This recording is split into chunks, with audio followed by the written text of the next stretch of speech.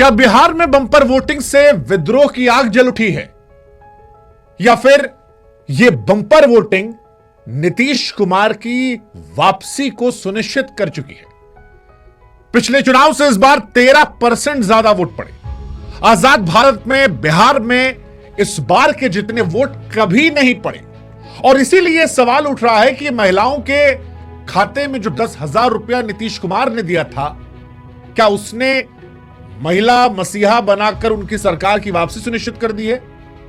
या वो जो तेजस्वी भैया ने हर घर नौकरी का सपना युवाओं को दिखाया था, उसके चलते युवाओं ने बढ़ चढ़कर इस बार वोट देकर सत्ता की चूल्हे हिला दी है?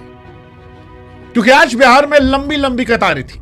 सुबह से शाम तक पोलिंग बूथ पर सिर्फ और सिर्फ लोग नजर आ रहे थे, और यह सवाल उठ रहा था कि यह वोट कहता क्या है, क्योंकि 64.46% मतदान यह सिर्फ आंकड़ा नहीं है, यह इशारा है कि बिहार का दिल किस ओर झुक गया है, सत्ता की तरफ या फिर विरोध की राह की तरफ। जैसा कि हमने बताया, आजाद भारत में कभी भी बिहार में इतना वोट नहीं पड़ा। 1952 में जब पहली बार बिहार में सरकार बनी थी, तब 42% वोट पड़ा था। बिहार में इससे पहले सबसे ज्यादा वोट पड़ा था जब रामविलास पासवान और लालू यादव साथ आए थे 2000 में, 62.57%। वो चुनाव भी अपने आप में गजब का चुनाव था, उसकी कहानी कभी और सुनाएंगे।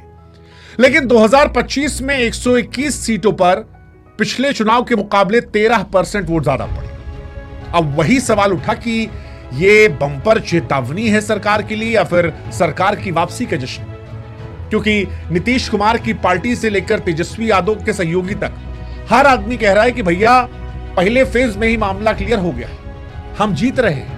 कोई कह रहा है हम 80 सीट ला रहे हैं, कोई कह रहा है 100 सीट ला रहे हैं। लेकिन जनता के मन में यह सवाल है कि इस बार बिहार जो सरप्राइज दे रहा है, वो सरप्राइज किसका है? एनडीए का अंडरकरेंट है या महागठबंधन के बदलाव का तूफान है? क्या यह उछाल जनता की चुप्पी का जवाब है? क्या यह मौन बहुमत बोल पड़ा है, साइलेंट वेव है जो सरकार की नींव हिलाने वाली है?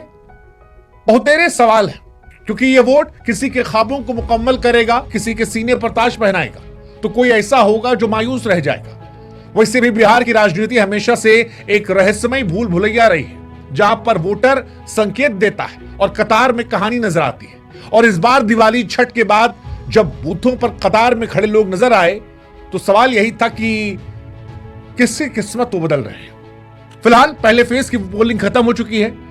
7:30 बजे तक 64.46% का आंकड़ा सामने आया है। चुनाव आयोग ने खुद कहा कि यह साधारण चुनाव नहीं है, यह अपने आप में हैरान करने वाला चुनाव है। लेकिन सवाल फिर वही है कि यह तूफान एनडीए को बहा ले जाएगा या महागठबंधन को नस्तानाबूद कर देगा? जनता ने वोट किसके लिए डाला? बदलाव के लिए या सरकार की सौगातों के लिए? और आज इसे हम समझने की कोशिश करेंगे।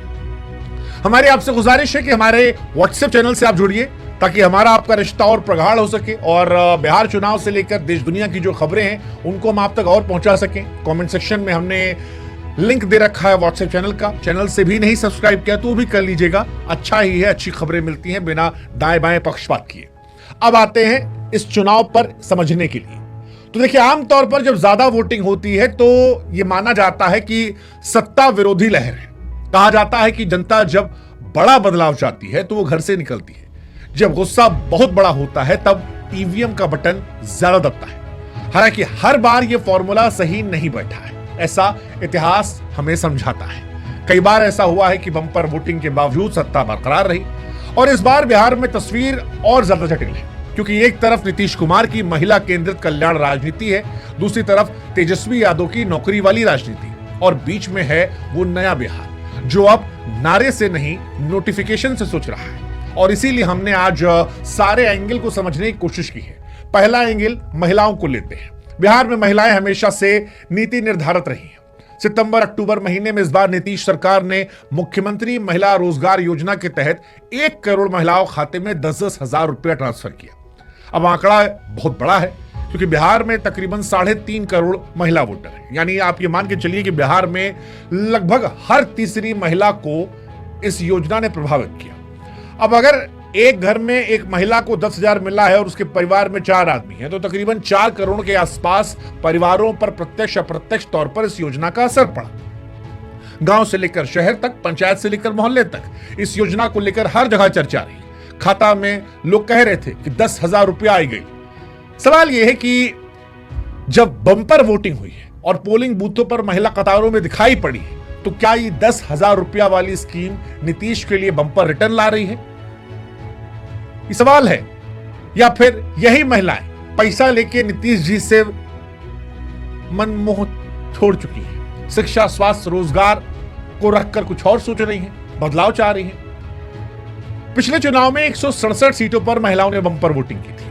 पिछले चुनाव के अगर नतीजों को याद करें तो 99 सीटों पर 167 में एनडीए जीता था। जहां पुरुषों के बम्पर वोट पड़े थे वहां पर एनडीए उम्मीदवार पीछे थे, लेकिन जहां महिलाओं का बम्पर वोट पड़ा था वहां पर एनडीए पिछली बार जीता था।